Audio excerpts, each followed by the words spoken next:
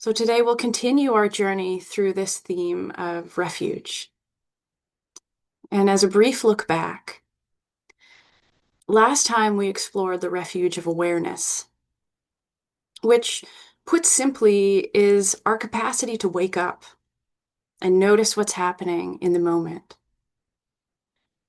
And as we discovered, waking up matters because when awareness is here, we're no longer lost in experience. So we are resting in that larger space that can hold all of it.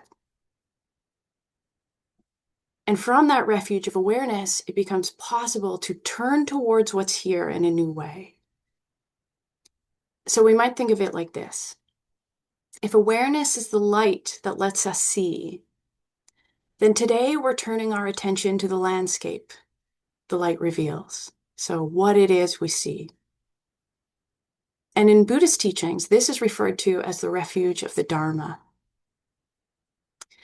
And I'll say again here, Dharma is a word we might understand in a bunch of different ways, but for our purposes, we can think of it simply as truth or the way things are.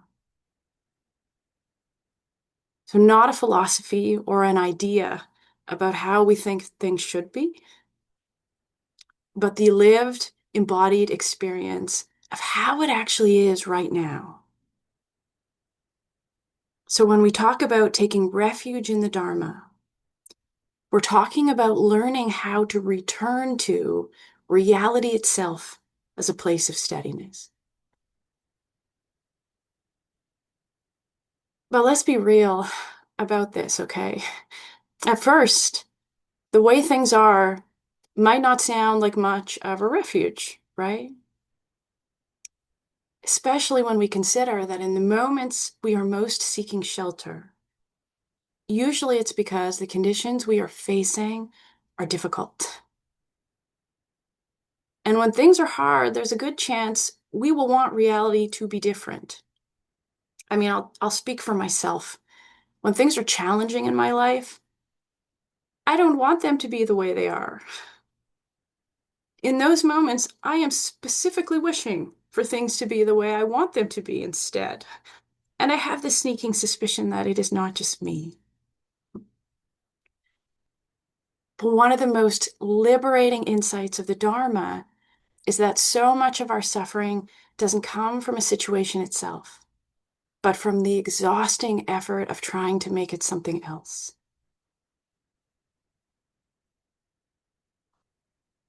Think about how it feels when we fight the reality of being stuck in traffic,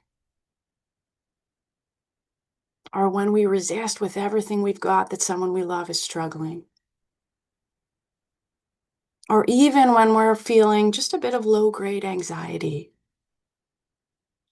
It's like some part of us is saying nope to what's here and trying to push away the truth of our experience. But resisting like this is essentially trying to win a kind of tug-of-war against the universe. And how is that going for any of us? Speaking from way more experience than I wish I had, I can say with complete certainty that it has gone poorly for me every time I try to oppose the reality of what's here. So, as Byron Katie so wisely says, when I argue with reality, I lose, but only 100% of the time. So, taking refuge in truth starts the moment something in us finally drops the rope and says, okay, right now, it's like this. Truth is a refuge because it is dependable. It doesn't require our belief, our approval, or any efforting on our part to be exactly what it is.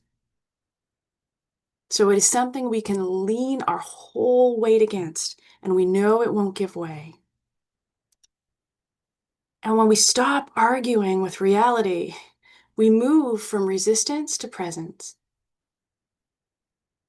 And when awareness meets reality without resistance, we discover a steadiness that we can count on. And having said that, I want to be really clear. If you find it hard to drop the rope in these tug of wars against reality, it is not because there's something wrong with you. We are human, and we are biologically wired to move towards what's pleasant and away from what's unpleasant. So our nervous systems are literally designed this way to protect us. And the problem is that our survival brain treats an uncomfortable truth as a threat to be managed rather than a reality to be met. And most of us also have a lifetime of conditioning that suggests if we just work harder or smarter, or we find more ways to control everything, maybe we can bend reality into what we wish it was, right? But again, I have to ask, how's that going? And this is where we encounter what Tibetan Buddhists call shenpa. So I first learned this term from Pema Chodron, the teacher I've talked about here a lot. And while shenpa is often translated as attachment, she describes it as the hook. So shenpa is that familiar charge of not okayness that happens right before we react. So it's that split-second tightening in the gut or that flash of heat in the face that urges us to fix whatever is happening right this very second. And from that place of urgency to change what's true, we bite the hook. And then we're caught in it. So rather than the original discomfort, shenpa is our reaction to it. And Pema has such a great classic illustration for this, which is the mosquito bite. So a mosquito bite itself is like an uncomfortable reality, okay? It's an itch. But then the shenpa kicks in, that magnetic charge that tells us the only way to find peace is to scratch. And so we scratch. And for a second, it feels like relief. But then we stop scratching, and the itch comes back stronger, and we scratch again. And before we know it, we've added a bleeding sore on top of the original truth of that itch. So as natural as it is to try this, this strategy, most of us know from experience that scratching is a false refuge. And as we talked about in our first session in this series, a false refuge looks like relief. And it might even feel like relief for a short time. But it doesn't actually offer a meaningful shelter that we can depend on and return to. True refuge isn't found in the temporary relief of scratching, but is found in the steadiness of learning to stay with the itch. And this does not mean we have to like what's happening or deny how we feel about it, okay? It's not putting on a happy face about it. It's not toxic positivity, but it's the radical act of noticing the hook of shenpa, feeling that urge to fix or change what's happening, and choosing instead to stay with what's here. And as we do this, we open ourselves up to an even deeper truth that every itch is far more temporary when it is allowed to run its course without our scratching deepening the wound. And I see another version of this teaching in the forest all the time. When a tree falls, so whether it is from age or storm or disease, at first, it might look like a loss or a failure, like something has gone wrong, or maybe an obstacle on the path in a literal way. But because the forest has the wisdom to let it be and allow the conditions to continue to unfold, that fallen tree soon begins to soften. It gathers moisture, It becomes home to fungi and insects and moss. And eventually new plants and maybe even trees begin to grow from it.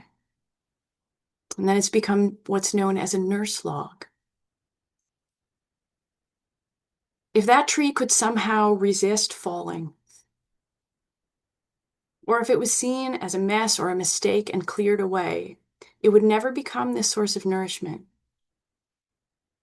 I think this is such a beautiful example of what looked like loss becoming shelter. Reality, when met honestly and without reactivity, has a wisdom to it. And it can hold us just like the forest floor holds that log. And from that place of resting in truth, what feels broken or unworkable begins to soften into the nourishment for what comes next. So the question becomes, how do we practice taking refuge in the way things are? Not as a concept, but as a lived experience. It's a great question, and I will not claim there is only one way we might approach this. But the foundational practice in the lineage of meditation that I am trained in is called vipassana, which means insight meditation here in the West. But the direct translation of the word vipassana is to see things as they really are. And practicing in this way invites us to directly experience our lives through sensing what is here, just what it's like right now. It's like this. Not pushing anything away and not hanging on either. So we practice noticing the itch in all its forms and not scratching. We notice that hook of shenpa. And instead of biting it, we just breathe and stay.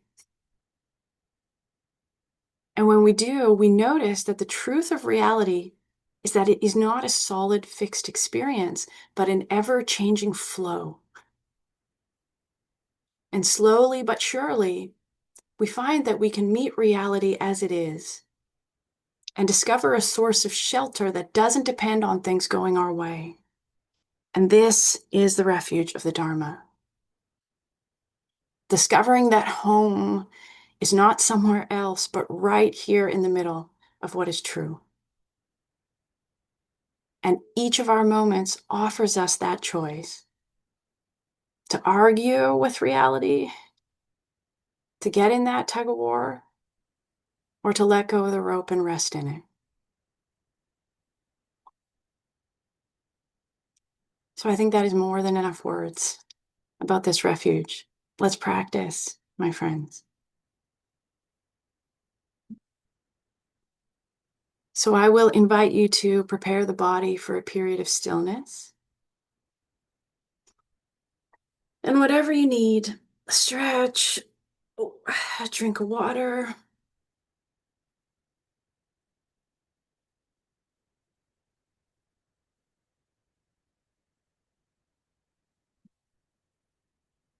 And as we're beginning to settle in, you might really take your time choosing a posture.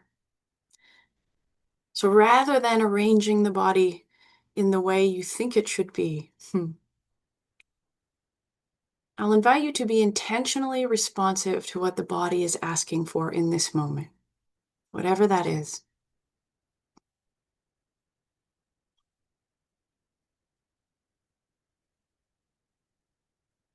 And when you're ready, you can close the eyes or soften the gaze.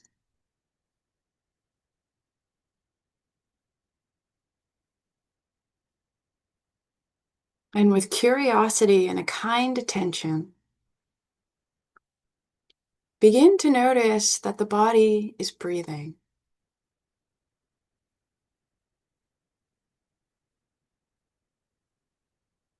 So simply resting the attention on the natural rhythm of the breath.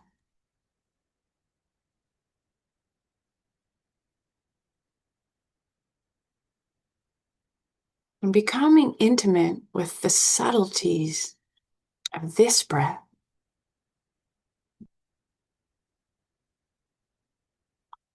and this one.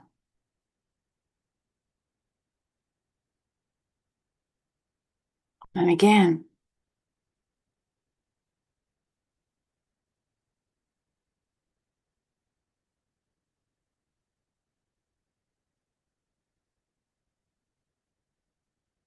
And as a way of deepening your connection to this moment, you might scan through the body, just sensing if there are any obvious areas of tightness or tension. See what wants to let go or relax even a little.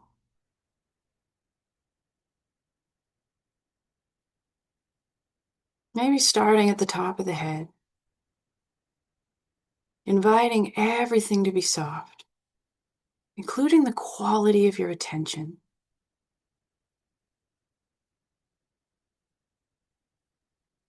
Softening the muscles of the face.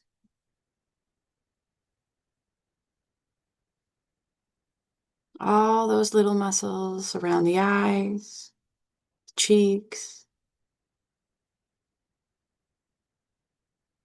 Releasing any tension in the jaw.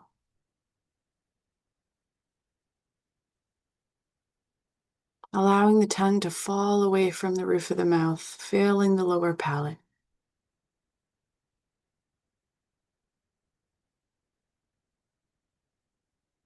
You might slightly tuck the chin, subtly lengthening those muscles in the back of the neck.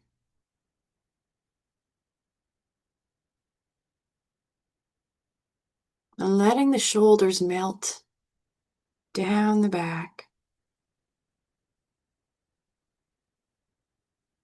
Arms hanging heavy from the shoulder sockets.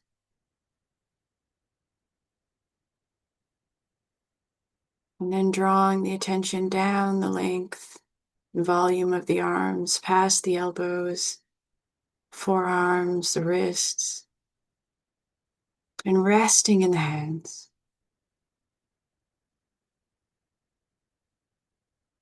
And taking some moments to really get to know these sensations inside the hands.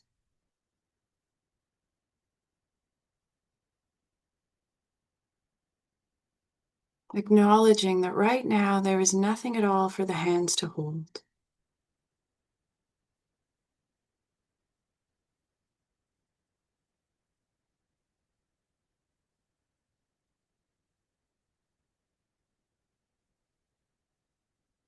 Inviting a sense of softness and openness to the front of the body, the chest. Feeling that heart area from the inside out.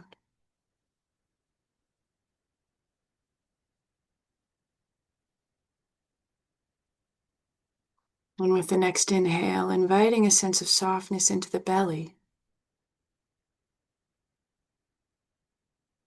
On the inhale, receiving that inhale into a softening belly. And on the exhale, letting go.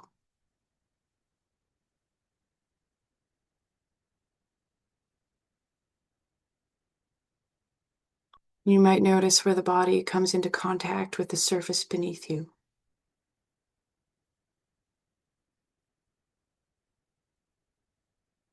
And allowing yourself to soften into that support.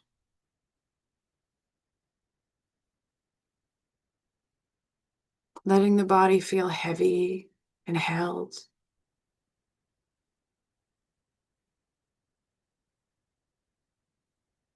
Cradled between earth and sky.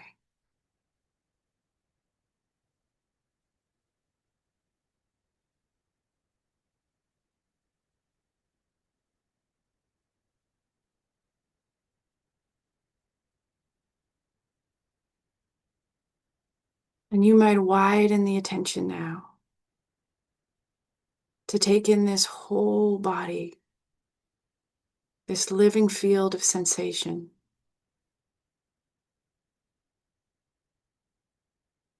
Tingling and pulsing. Pressure and warmth and movement. And letting it be exactly as it is.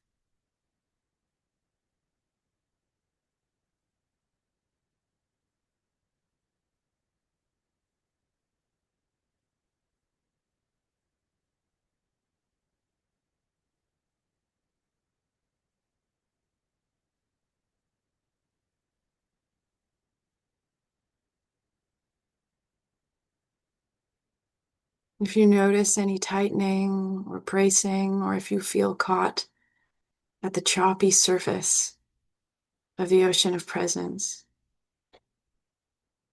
see if you can simply recognize that that's what's happening. No fixing, no judging, nothing has to change. Just acknowledging, oh, resistance is here. And then softening around it. This too belongs.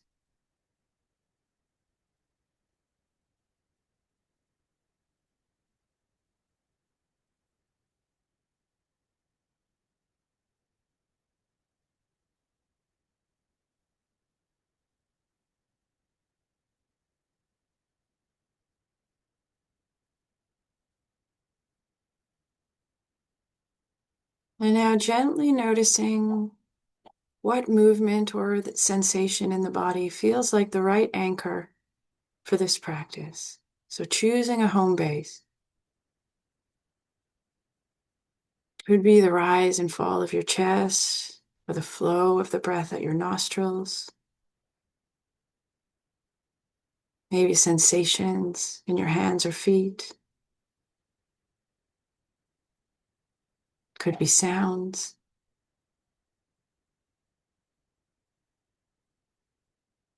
So giving the attention a place to return and resting there.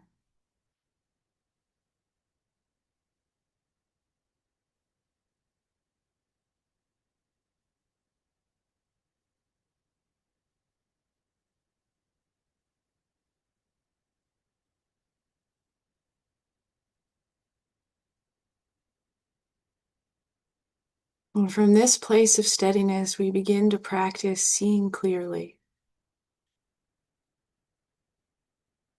When nothing strong is calling your attention, rest with your anchor.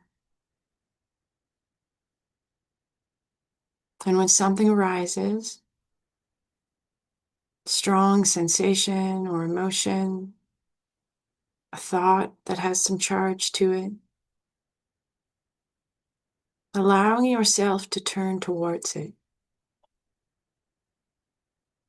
So not diving in or analyzing, but feeling it directly. It's like this right now.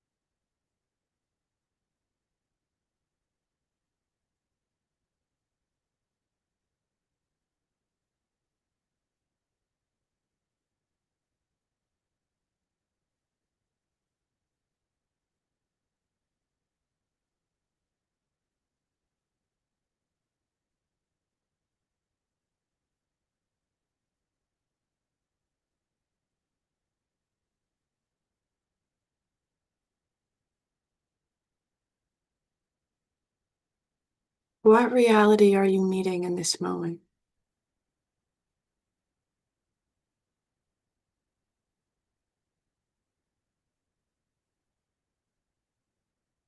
With tender curiosity and kindness, opening fully to it as though it is a priceless opportunity to know the deepest truth in the universe, because it is.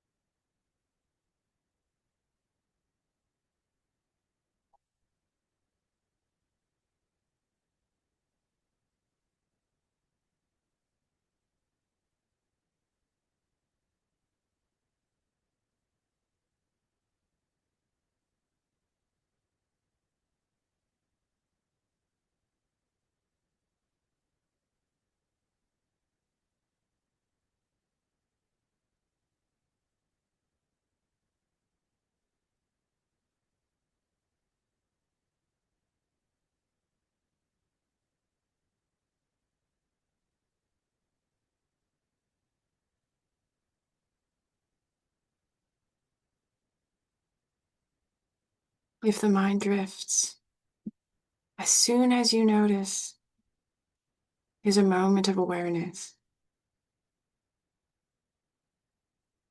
Just relaxing back.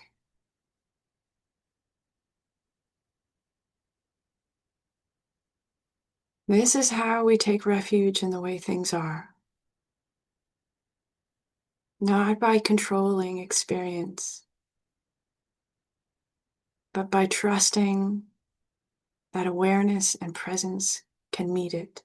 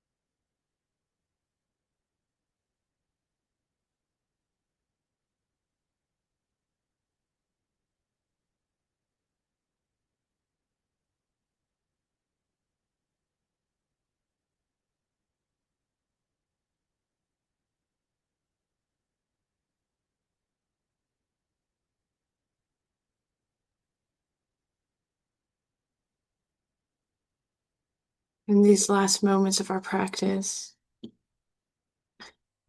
widening the attention and just letting experience move. Nothing excluded. Resting in the flow of this ever unfolding moment.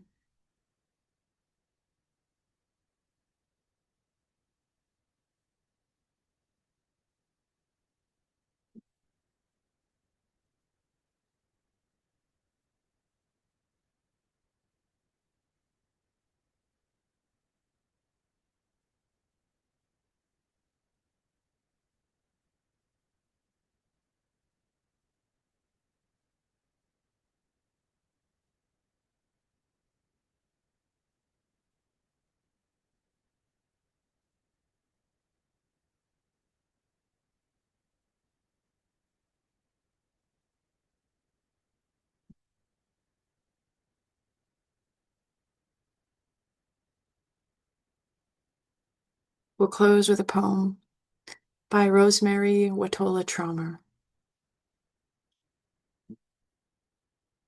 The woman walks into the woods. How beautiful, she thinks. Though on closer look, all around her the woods sprawl in wild disarray. Fallen logs decompose, wood rots and decays, bark peels, brambles scramble, berries darken and shrivel, moss drops off in great chunks. Broken sticks hang from broken branches, and all of it belongs. She thinks how messy grief can be. The barbed thorns of anger, vast thickets of I don't know. Most times there is no trail at all. Why did she think human nature would be any different from nature itself? Oh, this messy humaning, she tells herself. All belongs. All belongs. The more she believes it, the more she feels the forest inside her, witnesses how the more it stretches, the more it rots, the more it grows.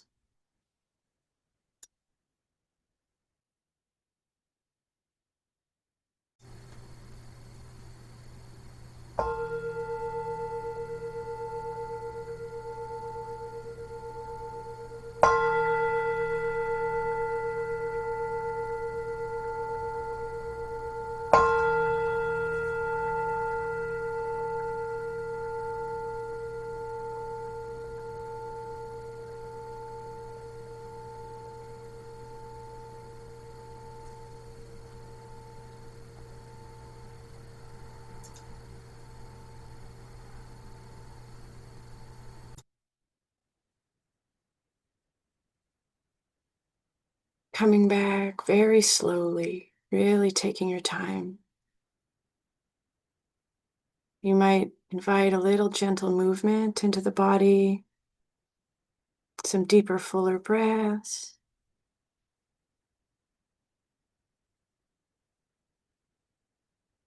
Maybe opening the eyes very slowly, allowing the light to filter back in a little at a time.